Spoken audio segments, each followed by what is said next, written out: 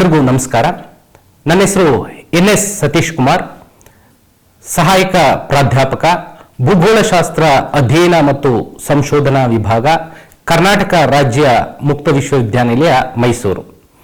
ಇಂದಿನ ತರಗತಿಯಲ್ಲಿ ಭೂಗೋಳಶಾಸ್ತ್ರದ open elective ಸಬ್ಜೆಕ್ಟ್ನ 4ನೆಯ ಅಧ್ಯಾಯದಲ್ಲಿ ಬರುವಂತಹ ಈ ಒಂದು ವಾಯುಮಂಡಲದ ಒತ್ತಡ ಅಂದ್ರೆ atmospheric pressure, what are the factor influencing onto the atmospheric pressure and pressure belts ಅನ್ನುವಂತಹ ವಿಚಾರದ ಬಗ್ಗೆ ಇಂದಿನ ತರಗತಿಯಲ್ಲಿ ನಾವು ತಿಳ್ಕೊಳ್ತಾ ಹೋಗೋಣ. ಮೊದಲನೇದಾಗಿ atmospheric pressure. The atmospheric contains air that cannot be seen but can be felt. Atmospheric pressure is the force exerted by the air of the earth's surface. It changes from place to place and time to time because of unequal heating of the earth. Atmospheric pressure affects weather, wind movement and rainfall. A barometer is used to measure atmospheric pressure. Mercury, aneroid and digital barometer we are used to measure the atmospheric pressure. Atmospheric pressure is measured in millibars. The average pressure of the atmosphere sea level is 1013.25 MB. Affecting factor of atmospheric pressure. So many factors influencing onto the atmospheric pressure. For example, altitude, latitude and water vapor. These are all the factors influencing onto the atmospheric pressure. The first one is altitude. Atmospheric pressure decreases as height increase because air becomes the thinner. The second one is latitude. Low latitude are higher and have lower pressure, while high latitude are cooler and have high pressure. The third one is water vapor.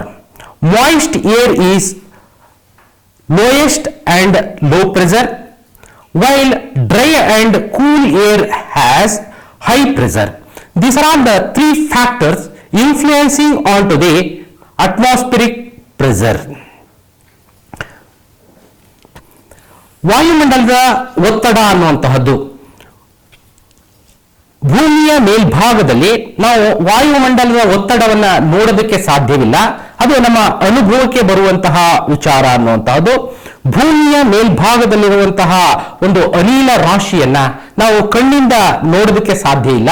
ಆದರೆ ಆ ಒಂದು ಸುತ್ತುವರೆದಿರುವಂತಹ ಅನಿಲ ರಾಶಿಯ ಒಂದು ಬಲವನ್ನ ನಾವು ಏನಂತ ಕರಿತೀವಿ, ವಾಯುಮಂಡಲದ ಒತ್ತಡ ಅನ್ನುವಂತಹ ಹೆಸರಿನಿಂದ ಕರೀತಾ ಹೋಗ್ತೇವೆ.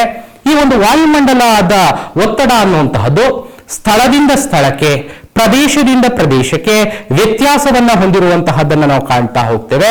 ಮತ್ತೆ ವಾಯುಮಂಡಲದ ಅನ್ನುವಂತಹದ್ದರ ಒತ್ತಡ ಎಲ್ಲಾ ಜೀವಿಗಳ ಮೇಲೆ ತನ್ನ ಪ್ರಭಾವವನ್ನ ಬೀರುವಂತಹದ್ದನ್ನು ನಾವು ಕಾಣ್ತಾ ಹೋಗ್ತೇವೆ ಅನ್ನುವಂಥದ್ದು.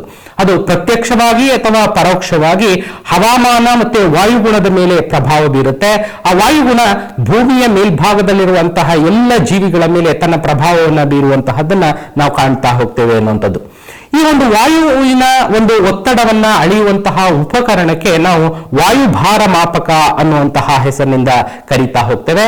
ವಾಯುಭಾರ ಮಾಪಕದಲ್ಲಿ ಅನೇಕ ವಿಧಗಳು ಇರುವಂತಹದ್ದನ್ನ ನಾವು ಕಾಣ್ತೀವಿ. ಅವುಗಳು ಯಾವ್ಯಾವುದು ಅಂದ್ರೆ ಪಾದರಸದ ವಾಯುಭಾರ ಮಾಪಕ, ಅನಲಾಯ್ಡ್ ವಾಯುಭಾರ ಮಾಪಕ, ಡಿಜಿಟಲ್ ವಾಯುಭಾರ ಮಾಪಕ, ಹೀಗೆ ಅನೇಕ ವಾಯುಭಾರ ಮಾಪಕಗಳು ಇರುವಂತಹದ್ದನ್ನ ನಾವು ಕಾಣ್ತಾ ಹೋಗ್ತೇವೆ.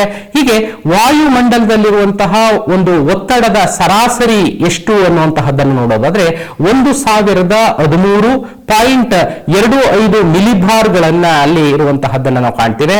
ಮತ್ತೆ ಈ ಒಂದು ವಾಯುಮಂಡಲದ ಒತ್ತಡವನ್ನ ನಾವು ಮಿಲಿಬಾರ್ ಅಲ್ಲಿ ಅಳತೆ ಮಾಡುವಂತಹದ್ದನ್ನ ನಾವು ಕಾಣ್ತಾ ಹೋಗ್ತೇವೆ ಅನ್ನುವಂತಹದ್ದು. ವಾಯುಮಂಡಲದ ಒತ್ತಡದ ಮೇಲೆ ಅನೇಕ ಅಂಶಗಳು ತನ್ನದೇ ಆದಂತಹ ಪ್ರಭಾವವನ್ನ ಬೀರ್ತಾ ಹೋಗ್ತವೆ. ಅವು ಯಾವ್ಯಾವುದು ಅಂತಂದ್ರೆ ಭೂಮಿಯ ಮೇಲ್ಭಾಗದಲ್ಲಿರುವಂತಹ ಎತ್ತರ, ಅಕ್ಷಾಂಶ ಮತ್ತೆ ನೀರಾವಿ, ಹೀಗೆ ಅನೇಕ ಅಂಶಗಳು ವಾಯುಮಂಡಲದ ಒತ್ತಡದ ಮೇಲೆ ತನ್ನ ಪ್ರಭಾವವನ್ನು ಬೀರುವಂತಹದ್ದನ್ನ ನಾವು ಕಾಣ್ತಾ ಹೋಗ್ತೇವೆ ಅನ್ನುವಂಥದ್ದು. ಅದರಲ್ಲಿ ಮೊದಲನೇದಾಗಿ ಇರುವಂತದ್ದು ಎತ್ತರ. ಅಂದ್ರೆ ಭೂಮಿಯಿಂದ ಎತ್ತರಕ್ಕೆ ಹೋದಂತೆ ಉಷ್ಣಾಂಶ ಕಡಿಮೆ ಆಗೋದ್ರಿಂದ ಉಷ್ಣಾಂಶ ಮತ್ತೆ ವಾಯುಮಂಡಲದ ಹಂಚಿಕೆಯ ಮೇಲೆ ಅನೇಕ ಅಂಶಗಳು ತನ್ನದೇ ಆದಂತಹ ರೀತಿಯಲ್ಲಿ ಪ್ರಭಾವವನ್ನು ಬೀರ್ತಾ ಹೋಗ್ತವೆ.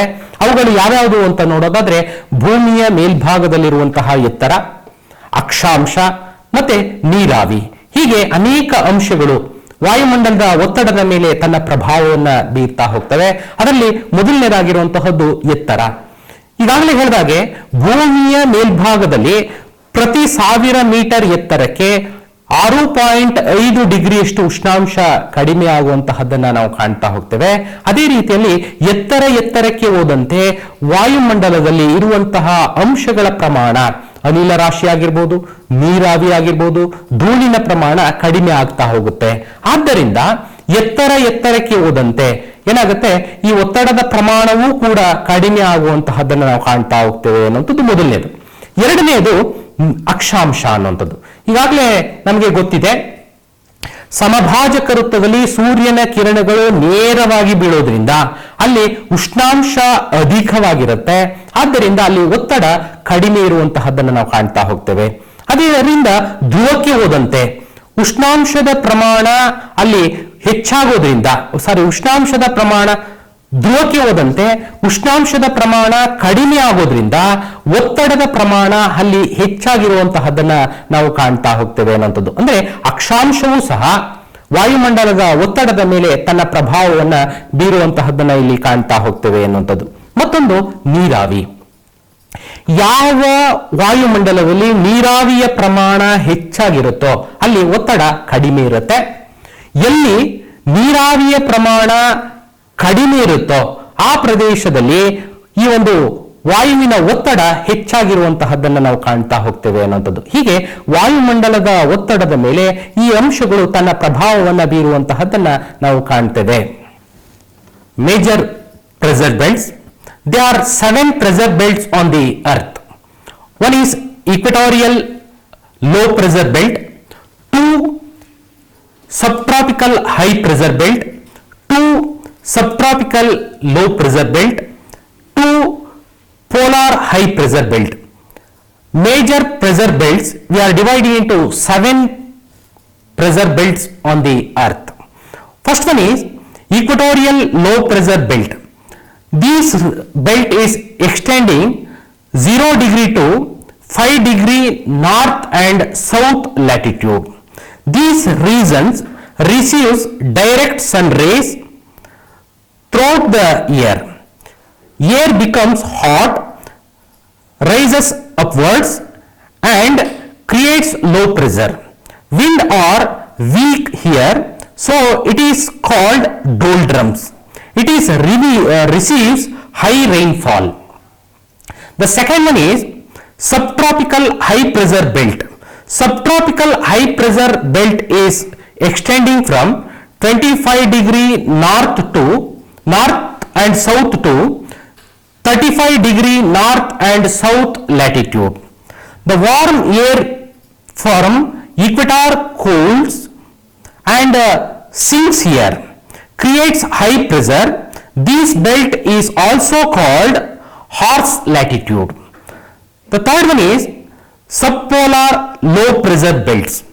Subpolar low pressure belts is extending from 60 degree north and south latitude to 70 degree north and south latitude. These regions has low pressure due to air movement and Earth's rotations. It is known for stormy weather. The fourth one is polar high pressure belt. This belt is extending from 80 degree north and south latitude to 90 degree north and south latitude. These polar regions are very cold and dense air sinks down, creating high pressure and extremely cold condition.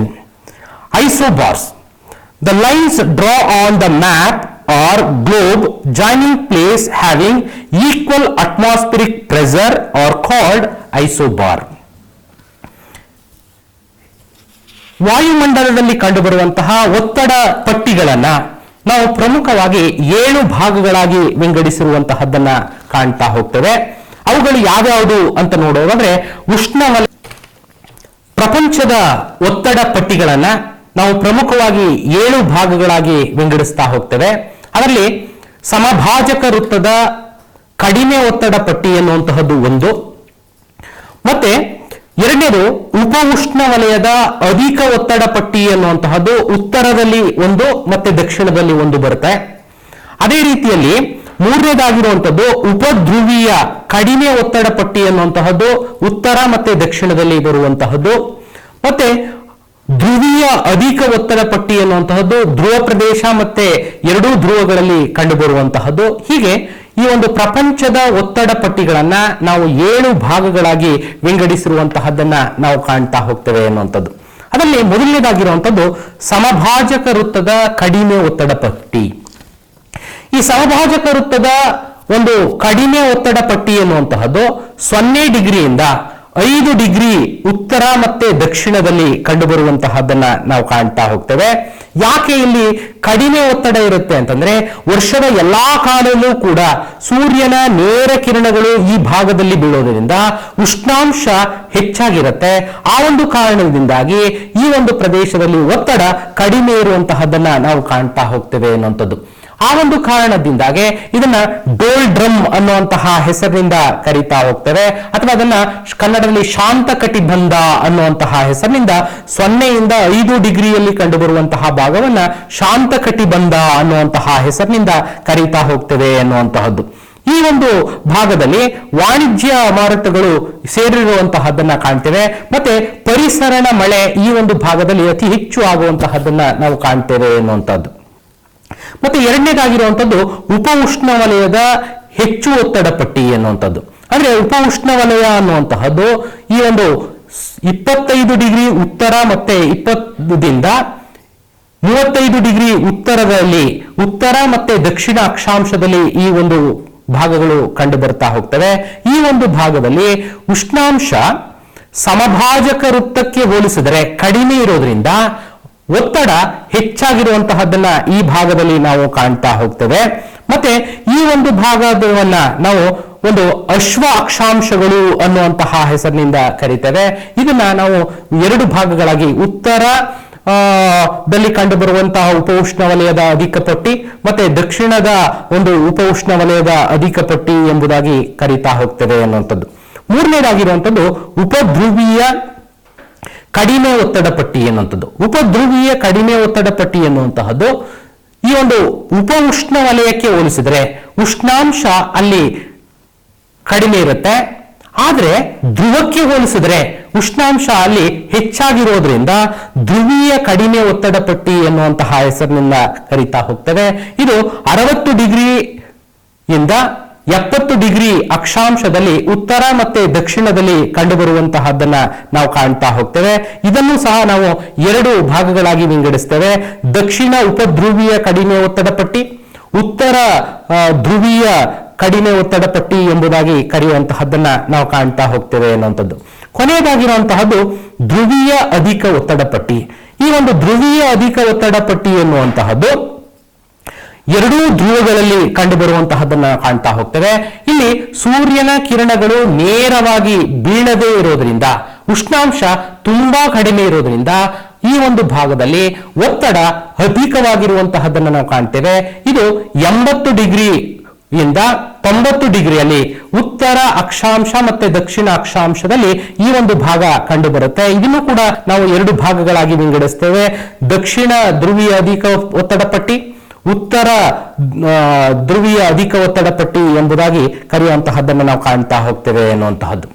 ಹೀಗೆ ಇಂದಿನ ತರಗತಿಯಲ್ಲಿ ನಾವು ವಾಯುಮಂಡಲದ ಉಷ್ಣಾಂಶ ಹೇಗೆ ಹಂಚಿಕೆ ಆಗಿದೆ, ವಾಯುಮಂಡಲದ ಉಷ್ಣಾಂಶದ ಮೇಲೆ ಪ್ರಭಾವ ಬೀರುವಂತಹ ಅಂಶಗಳು ಯಾವ್ಯಾವುದು, ಮತ್ತೆ ವಾಯುಮಂಡಲದಲ್ಲಿ ಕಂಡುಬರುವಂತಹ ಒತ್ತಡ ಪಟ್ಟಿಗಳನ್ನ ನಾವು ಹೇಗೆ 3 ಭಾಗಗಳಾಗಿ ವಿಂಗಡಿಸಿದ್ದೇವೆ ಅಥವಾ 7 ಭಾಗಗಳಾಗಿ ವಿಂಗಡಿಸಿದ್ದೇವೆ ಅನ್ನುವಂತಹದ್ದನ್ನ ಇಂದಿನ ತರಗತಿಯಲ್ಲಿ ನಾವು ತಿಳ್ಕೊಂಡಿದ್ದೇವೆ.